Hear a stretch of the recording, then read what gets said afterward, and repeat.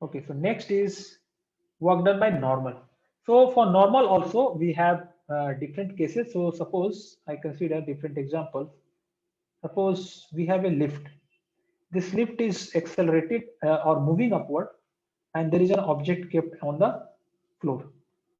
So normal is acting upward on the object and it is displaced upward.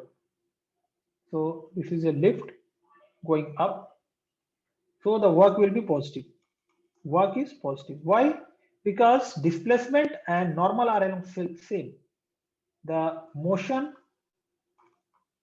and normal are both upward. Okay, so work done will be positive.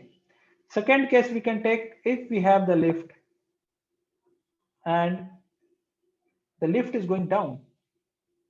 So normal is up, lift is going down. So these two are in opposite direction. So work done will be negative. Okay, so motion and normal are both in opposite are in opposite direction. So if they are in opposite direction, the work done will be negative.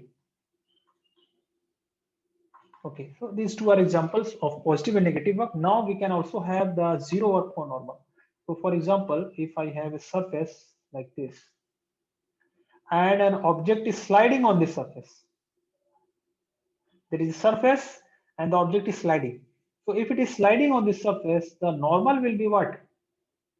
Perpendicular to the surface, and displacement is always parallel to surface.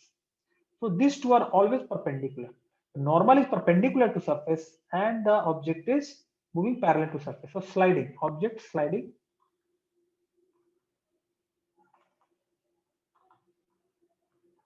on surface.